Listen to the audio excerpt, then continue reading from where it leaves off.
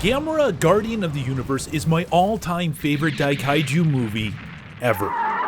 If Gamera 3 is Empire Strikes Back, then Gamera 1 is undoubtedly Star Wars A New Hope, a ridiculously fun, action-packed, genre-changing film that did so much with so very little.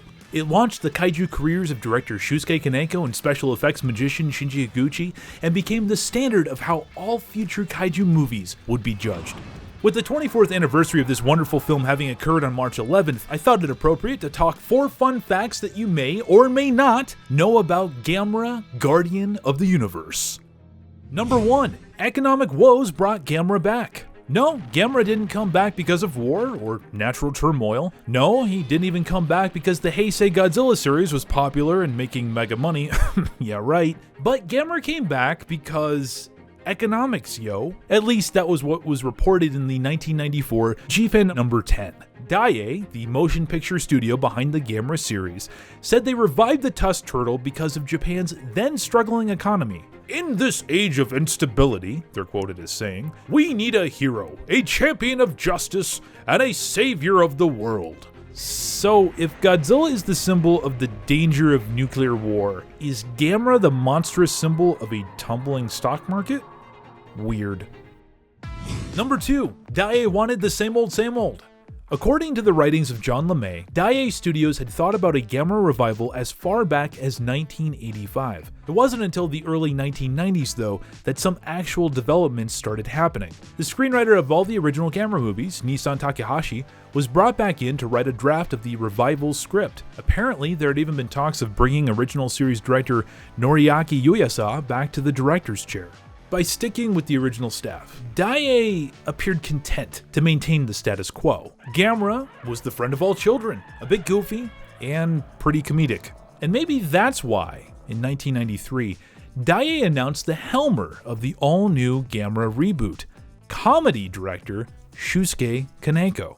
But Kaneko was also a lover of horror and kaiju film, even at one point lobbying to direct 1992's Godzilla vs. Mothra. He wanted to make a serious kaiju film, and he knew aspects of Gamera would have to change in order to reflect that. Like that spinning flying saucer thing. Kaneko had always hated that, so how about trying to make it a bit more believable by giving him wing-like flippers? No go, said Daiei.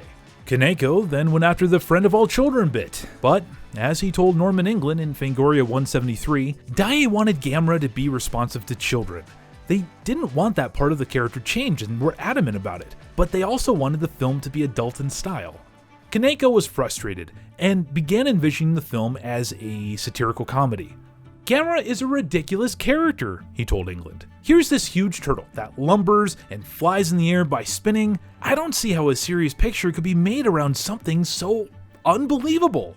Daiei stomped out so many of Kaneko's ideas that the young director believed he would be fired. But eventually, maybe when he turned in the script written by him and Kazunori Ito, Daiei and Kaneko eventually agreed on the creative direction the film would take. It was out with the old and in with the new. And editorial note, I'm seriously glad Kaneko won out. Number 3, Godzilla vs. Gamera, but not in the way you want. Popular, profitable, and expensive, the Heisei Godzilla series was in full swing by the time Gamera was announced in 1993, and there was some serious pressure for Gamera Guardian of the Universe to somehow match the standards set by the rival series. It would be a hell of a feat. Godzilla vs. Space Godzilla, released in December of 1994, apparently had a budget equivalent of $10 million. Gamera Guardian of the Universe, released in March 1995, had a budget of $5 million. There wasn't anyone in pre-production who wasn't obsessed by the pressure of Godzilla, Kaneko told Norman England in Fangoria 173. In fact, we often mistakenly refer to Gamera as Godzilla. But Gamera has always been the Rocky Balboa of the kaiju world, the ultimate underdog. Before the film even opened, Daiei greenlit a sequel, and when the film did open, Gamera Guardian of the Universe was critically acclaimed, not only in Japan, but across the world, even garnering a theatrical release in the US, the first kaiju film to appear on those shores in over a decade. Not even the Heisei Godzilla films could say they had done that. Number 4, Godzilla vs. Gamera, but in the way you want. Godzilla vs. Gamera is the ultimate dream bout of many a fanfiction, artist rendition, and YouTube spam theory explanation videos. According to Sci-Fi Japan, the monster mash did actually occur in a March 1970 10-day-long live Suitmation kaiju show, which was put on by Daiei and Toho Studios that even included original Godzilla suit actor Haruo Nakajima in the Godzilla suit. Stage shows are swell, but motion pictures, that's where the money's at. So when Gamera Guardian of the Universe blew everybody away back in 1995, the idea was apparently brought up. In GFan number 14, it was reported that Daiei president Yasuyoshi Takuma announced not just one, but two sequels. Takuma reportedly talked to Japanese magazine Shukan Bunshun, telling them that Gamera 2 would be filmed in North America, in Canada, and that the third movie would be Gamera vs. Godzilla.